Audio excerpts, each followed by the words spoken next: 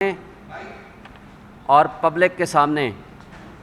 ہم ایک بات واضح کر دینا چاہتے ہیں کہ اس وقت جو پاکستان میں نظام عدل کے ساتھ جو کچھ ہو رہا ہے اور نظام انصاف کے ساتھ جو کچھ ہو رہا ہے اس کی بدترین مثالیں قائم کی جا رہی ہیں۔ اس وقت فیڈریشن کی واحد علامت اور پاکستان کی سب سے بڑی پولیٹیکل پارٹی کے معروف لیڈر عمران خان صاحب کو دیوار کے ساتھ لگانے کے لیے ریاستی ادارے، ہماری پولیس، یہ فاشسٹ حکومت اور اس کے ساتھ کچھ متعصب ججز اس کے ساتھ شریک کار ہو گئے ہیں، اور ہمیں افسوس سے کہنا پڑتا ہے کہ انصاف کا قتل ہونے جا رہا ہے،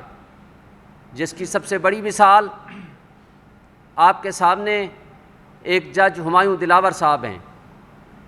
آج آپ نے دیکھا کہ ایک جج صاحب جو اس بات کو ایڈمٹ کرتے ہیں کہ اپنے فیس بک سے، ان کے فیس بک کے اکاؤنٹ سے عمران خان کے خلاف نازیبا پوسٹیں جاری کی گئیں اور نازیبا تصاویر بھی لگائی گئیں، اس سب کچھ کے باوجود وہ شخص کہتے ہیں کہ میں نے ڈے ٹو ڈے بیسس پہ اس کیس کا ٹرائل کرنا ہے، اور اس کے خلاف ایک سے زائد درخواستیں، ٹرانسفر اپلیکیشنز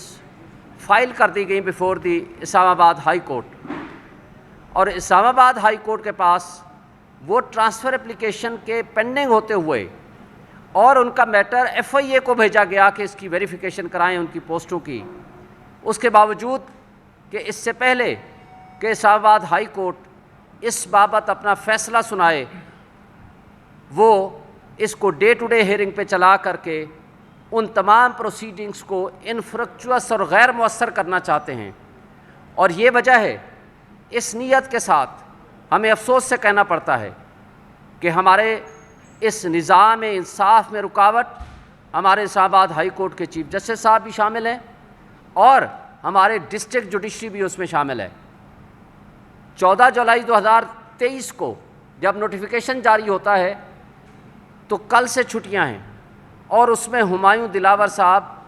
بطور ڈیوٹی جج ان کا کہیں کوئی نام و نشان نہیں ہے، لیکن جب انہوں نے دیکھا کہ یہ ٹرائل جو کہ توشہ خانہ کا ٹرائل ان کے بقول مکمل نہیں ہو سکا، تو ڈسٹرکٹ جوڈیشری نے ایک اور طریقہ کار کے مطابق 3 دن پہلے ایک نیا کوریجنڈم جاری کر دیا کہ جناب ہمایوں دلاور صاحب 5 دن اور ڈیوٹی کریں گے، 1 سے لے کر 5 تاریخ تک، اور وہ کس لیے؟ تاکہ اس فکسڈ میچ میں وہ خان صاحب کو کسی نہ کسی طریقے سے وہ نااہل کرائیں یا سزا دلوائیں۔ اور اس بابت سپریم کورٹ کی ججمنٹس، ہائی کورٹ کی ججمنٹس بڑی واضح ہیں، اس میں سیٹڈ لا ہے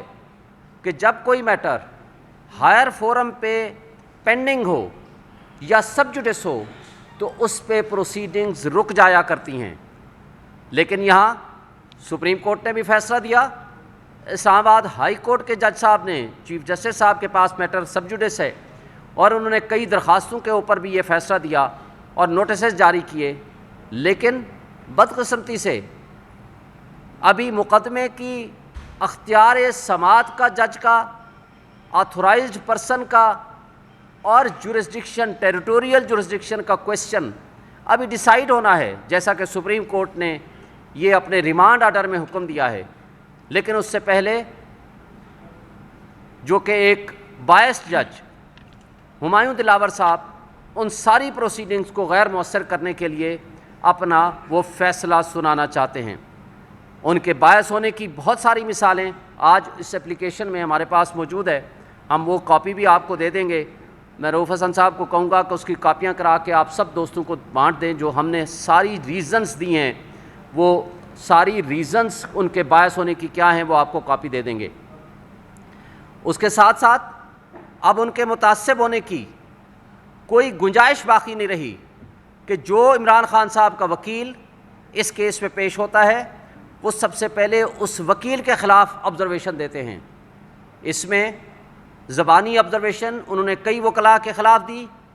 لیکن جو ریٹن آبزرویشن دی ہے وہ ہمارے وکیل بیرسٹر گوہر علی خان کے خلاف دی، اور آج ہمارے سینئر ایڈوکیٹ جو کہ سپریم کورٹ کے سینئر وکیل ہیں خواجہ حارث صاحب، ان کے خلاف آبزرویشن دی ہے۔ اس طرح وہ جان بوجھ کے اپنے تعصب کو وہ روک نہیں پائے اور وہ اس کو عیاں کرتے جا رہے ہیں۔ اور آپ نے دیکھا کہ پاکستان کی تاریخ میں یہ پہلا واقعہ تھا کہ جب رینجرز کے ذریعے ریاستی دہشت گردی کے ذریعے عمران خان صاحب کو پہلے اغوا کیا گیا، پھر نیب کی کسٹڈی میں دیا گیا، اسلام آباد ہائی کورٹ کے شیشے توڑے گئے، وکلاء کو تشدد کا نشانہ بنایا اور اس کے ساتھ عملے کو تشدد کا نشانہ بنایا، اور نیب کے پاس 2 دن رہنے کے باوجود 2 دن ان کی کسٹڈی میں تھے۔ یہ واحد جج ہمایوں دلاور صاحب ہیں جو اپنی کوٹ لے کے وہاں چلے گئے اور فرد جرم کاغذوں میں عائد کر دیا،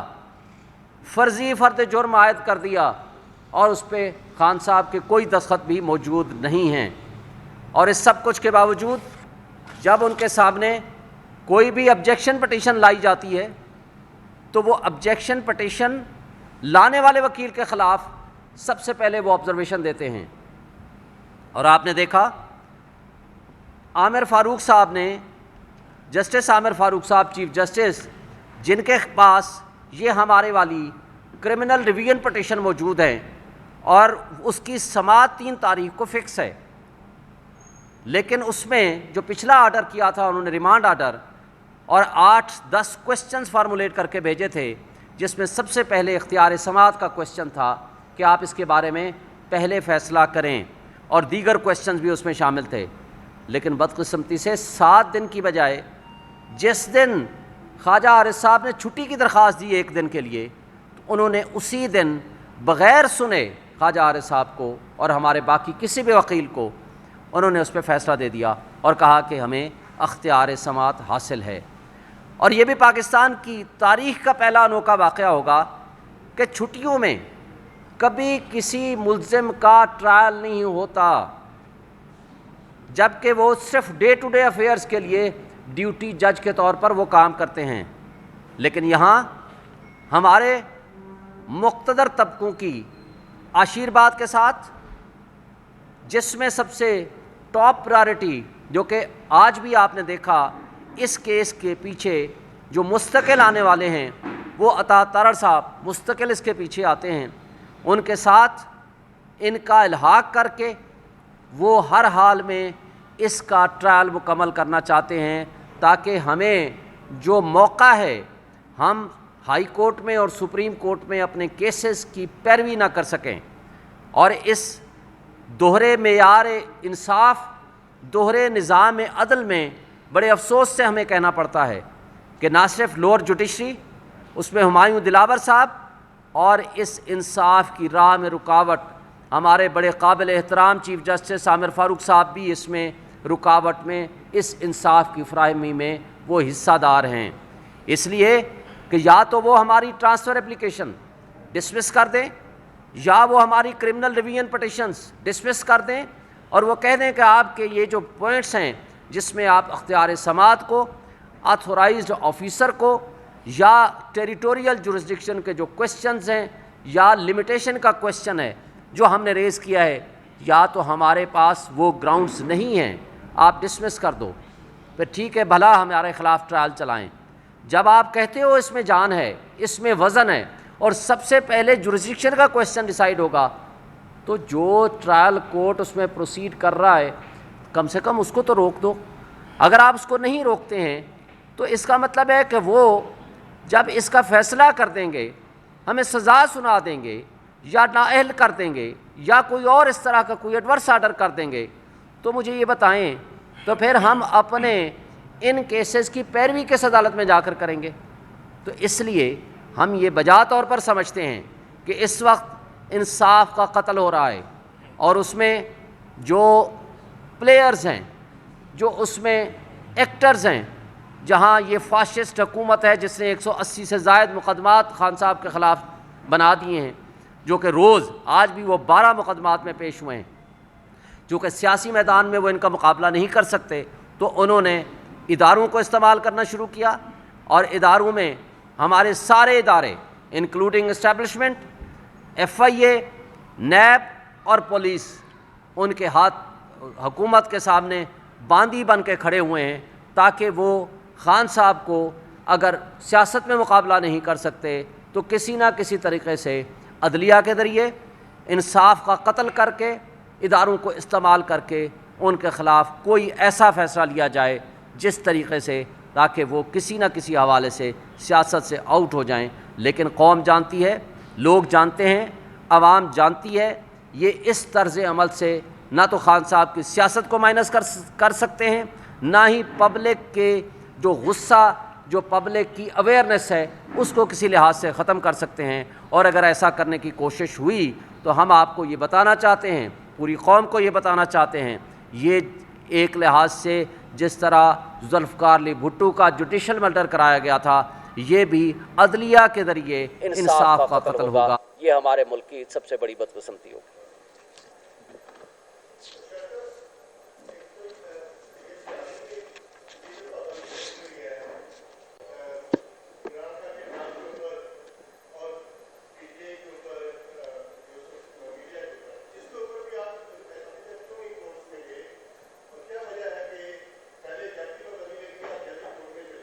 دیکھیں اس وقت سب سے بڑی بری روایات یہ قائم کی ہیں کہ پابندی کا جب ہم نے پوچھا کس کے پاس ہے تو کہتے ہیں پیمرا کہتا ہے ہم نے تو پابندی نہیں لگائی۔ جب ہم ہائی کورٹ میں اس میں پٹیشن لے کر گئے ہیں تو ہائی کورٹ نے یہ حکم دیا ہے، یہ پچھلے ہفتے لگا تھا، کہ پیمرا کو اپروچ کریں اور پیمرا اس بات کو یقینی بنائے کہ ان کا جو گریونس ہے وہ جینون ہے، اور اب اگر اس پہ بھی ہمارا گریونس ایڈریس نہ ہوا تو ہم اس کو دوبارہ لے کر جائیں گے۔ یہ میڈیا کی آزادی کے اوپر ایک بہت بڑا ایک سوالیہ نشان ہے کہ یہ لوگ کس طریقے سے مینوپولیٹ کر رہے ہیں اور میڈیا کی آزادی کو آج کس طرح کی سچویشن ہے۔ ایک مثال آپ کو دیتا ہوں، عمران ریاض کو آج 80 دن گزر گئے ہیں، اس کا کوئی نہیں پوچھنے والا، کوئی نہیں بتانے والا کہ وہ کس کی کسٹڈی میں ہے۔ ایک چھوٹی سی مثال، بول کے اینکر، سینئر اینکر جمیل فاروقی نے ایک اپنی ٹویٹ کی ہے کوئی بھی خان صاحب کے حق میں، جو ایک کوئی آسٹریلیا کی ایک یونیورسٹی کے اسٹوڈنٹ کا انہوں نے مثال دی ہے، صبح جب آیا اس کو آف ایئر کر دیا گیا۔ اتنا پریشر ہے اس طرح سے میڈیا کے لوگوں کے اوپر اور میڈیا کے اوپر۔ جی ایک منٹ، ایک انفارمیشن پلیز، ایک وقت میں ایک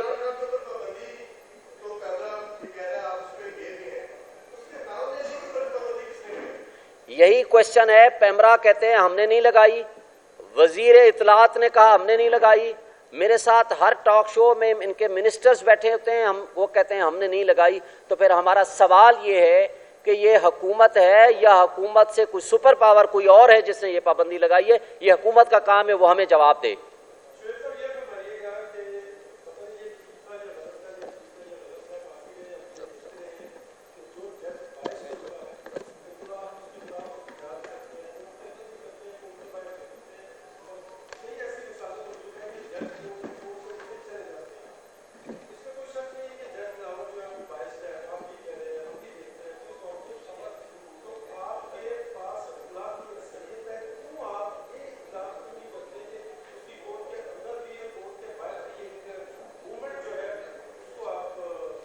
دیکھیں ہم اس وقت بھی قانونی طریقہ کار اڈاپٹ کر رہے ہیں۔